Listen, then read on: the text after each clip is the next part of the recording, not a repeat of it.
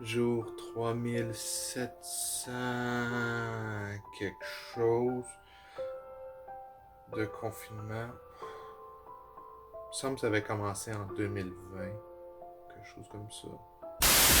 Bonjour à tous, alors oui, on va dédramatiser un peu. Je sais que je l'avais promis depuis un petit bout, mais j'ai eu quelques petites complications et il fallait que je travaille sur un projet en particulier qui va être assez gros. Ça, je vous en parlerai à un autre moment donné. Demandez dans les commentaires, je vous le répondrai pas. Je tiens à vous remercier, la dernière vidéo, je pense qu'elle vous a fait vraiment plaisir. Moi, en tout cas, j'ai ri en la faisant. C'est là que je me dis que j'ai hâte de revenir à la vie normale. Mais bon, alors, je vous l'avais promis et le voici. Voici ma critique sur le film Le Masque. The Mask, version française de Le Masque. Ouais, c'était pas si élaboré que ça. Mais bon, réalisé par Chuck Russell. Sorti en 1994, le film s'inspire d'une série de comics publiée par Dark Horse Comics. Une série d'animation a même été réalisée à partir du film et aura été diffusée de 1995 à 1997. Une suite... Ouais, il faut parler qu'il y a eu une suite, mais bon, pour moi, il n'y a pas eu de suite. Mais il faut quand même en parler. Surtout qu'en plus, le premier était vraiment révolutionnaire pour son époque. C'est très bizarre dit de même, mais oui, très révolutionnaire pour son époque. Alors, de base, on va commencer sur l'aspect technique. Qui est Chuck Russell?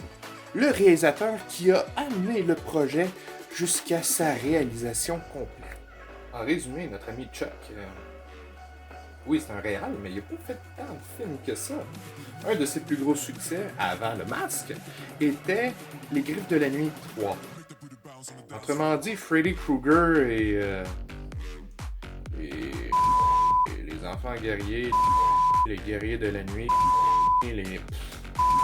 trouvez la version que vous voulez. Personnellement, c'est pas dans mes préférés. Car pourtant, pour moi, les Freddy Krueger, c'est considéré comme les films cultes de l'horreur. J'ai même eu l'occasion de le rencontrer. Très, très, très gentil. Ça paraît pas sa photo, mais il est très gentil.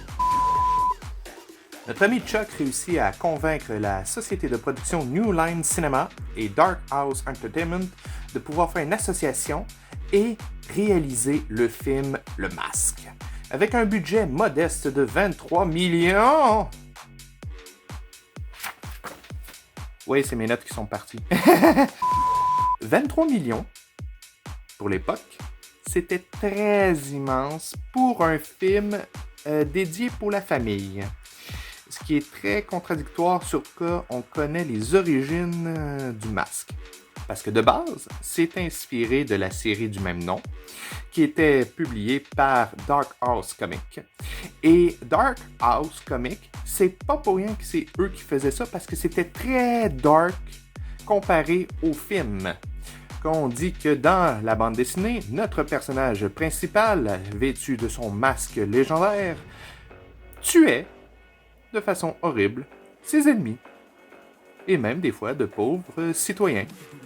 Contrairement au film où est-ce que, oui, une des scènes les plus violentes selon moi est peut-être la scène dans la ruelle qu'ils ont essayé de reproduire comme dans la bande dessinée, mais on l'a un peu mis en mode familial. Alors, 23 millions, la compagnie a dit « Ouais, ça nous intéresse ».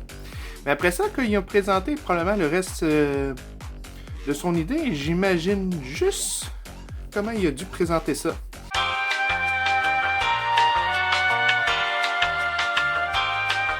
Monsieur Russell, allez-y, présentez-nous votre projet. Alors, bonjour messieurs. Alors, ce que j'aimerais vous proposer, c'est un film que j'aimerais vous présenter. Ça serait un film familial sur les aventures d'un homme avec des pouvoirs de Looney Tunes. C'est intéressant, surtout un projet familial. Il me semble que ça fait un bout qu'on n'a pas fait un tel projet. Je vise quand même très très haut avec des acteurs super. Et ce serait qui votre acteur? Tom Hanks? Non. Tim Allen? Non. Tom Cruise? Personne ne les connaît. Ils ont Jim Carrey Ah, ok. et Cameron Diaz. Ok, d'accord, ok. Ben, j'ai une très bonne intuition pour eux.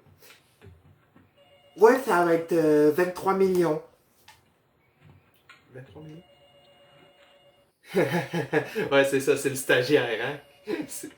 Eh bonne. Ah non, c'est vrai.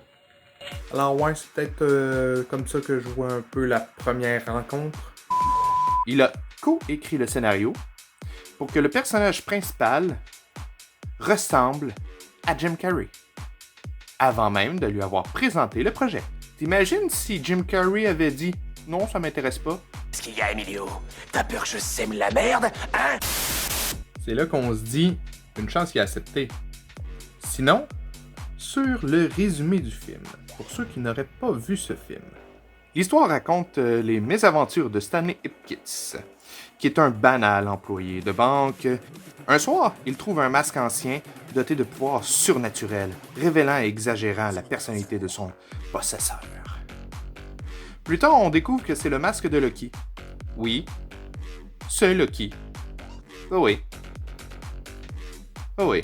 Jim Carrey aura été, pendant un certain temps, un des ennemis jurés des Avengers. Il semble que je le vois plus faire un méchant dans les Marvel que DC. Rien contre toi, Batman, mais bon.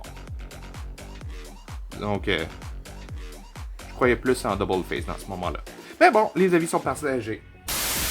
Alors, chaque fois qu'il porte, il devient le masque. Personnage loufoque, sûr de lui et plein de ressources qui défraient la chronique. Il espère que ce masque lui permettra de vaincre sa timidité et de conquérir le cœur de sa chanteuse de cabaret, Tina Caroline, interprétée par la splendide et nouvelle actrice Cameron Diaz. Oui, c'était son premier film. Cependant, Tina est la conjointe de Dorian Tyrell. On va l'appeler Dorian. Un mafieux qui tente de mettre la main sur le masque. De plus, il est poursuivi par des policiers astucieux, le lieutenant Calloway, qui a deviné que Stanley est l'auteur d'un vol audacieux. Stanley aura fort à faire pour gagner l'amour de Tina et de se débarrasser à la fois du mafieux et des policiers. Mêlant humour absurde, Looney Tunesque, je sais pas si ça dit. Non. Il utilise que des nouveaux noms, parce que Jim Carrey n'était pas si connu que ça à l'époque. Même qu'il était en train de tourner probablement l'un de ses plus gros succès, Ace Ventura, en même temps que le film Le Masque. Donc, très peu de monde connaissait déjà cet acteur qui sera une star inconsidérable de l'humour. Alors, déjà là, c'était quand même un pari risqué pour le réalisateur de mettre toute l'emphase sur un acteur qui, selon lui, était parfait pour le rôle. Et en plus, donner le rôle féminin à une actrice qui n'avait jamais, mais jamais, joué dans des films hollywoodiens. Cela était son tout premier. En plus de convaincre la production de mettre énormément de sous dans un projet familial et en plus de mettre des effets spéciaux. Que je disais qu'il était révolutionnaire pour son époque, avec un budget de 23 millions, très immense, à l'époque, comme je disais, et en plus avec des effets spéciaux. Les effets spéciaux à cette époque étaient déjà très bien avancés, mais étaient plus utilisés pour les films de science-fiction et ou de gros budget. C'était la première fois qu'on mettait autant d'argent dans un film familial. On parle d'un film qui était dédié pour la famille, chose qui était hors du commun à l'époque. Alors, ils ont essayé. Et ça l'a rapporté. Mais beaucoup. Coming the money. Le film a rapporté plus de 300 millions à travers le monde. Et même été le 4e plus gros box-office mondial à cette époque. Pour moi, Le Masque, comme beaucoup d'autres, est considéré comme un classique. Il aurait remporté énormément au box-office, en plus d'avoir eu de très bonnes critiques, comme plus de 75% sur le site Rotten Tomatoes. En plus d'avoir eu de nombreuses récompenses au Festival international du film de Catalogne, pour les meilleurs effets spéciaux, au BMI Film and TV Award, et Golden Globe pour le meilleur acteur dans un film musical ou une comédie pour Jim Carrey, les BAFTA Awards pour la meilleure direction artistique, les meilleurs maquillages et coiffures, meilleurs effets spéciaux, les Saturn Awards, meilleur film fantastique, meilleur costume, meilleur maquillage et les prix Hugo pour le meilleur film, en plus d'une nomination aux Oscars pour les meilleurs effets spéciaux. Quand tu te dis qu'on a failli passer à ça. Merci à tous.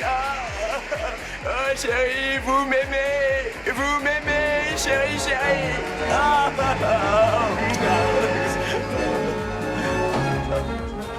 Dans la vraie vie, comme ça aurait été vraiment comique. Pour vous dire, moi personnellement, sur une note de 10, 10 étant comme la perfection, je nommerais personnellement une note de 8.5. Il est vrai que le scénario est très simpliste, mais là on parle quand même d'un film milieu familial. Les personnages sont à la fois attachants, mais il manque quelques aspects à l'histoire, dont certains personnages qui disparaissent bizarrement au cours de l'histoire. Que sont devenus? Qu'est-ce qui s'est passé? Comment ils ont pu tout simplement aussi facilement être effacés de l'histoire? Des petits points comme ça, mais sinon en général, je l'adore et je le mettrais même dans la même catégorie que Georges de la Jungle. C'est deux films d'humour qui auront marqué bien des générations et qui, selon moi, va bien vieillir avec le temps. De très beaux effets spéciaux, des acteurs qui sont au top, même si c'était leur premier rôle, ce qui est très remarquable pour ça. Et c'est des choses que le monde ne savait pas trop. Mais sinon, en plus, c'est là qu'on a pu voir un Jim Carrey qui a pu mettre tout son talent en œuvre et faire preuve beaucoup d'imagination et d'improvisation. Alors, j'espère que vous avez aimé cette vidéo. Si vous avez aimé, je vous invite à la liker, la partager et surtout de propager la nouvelle sur les prochaines vidéos de Captain Katrov et ses folies. Je vais vous envoyer un petit sondage qui va être juste ici sur la prochaine critique cinéma. Sur ce, je vous dis bye!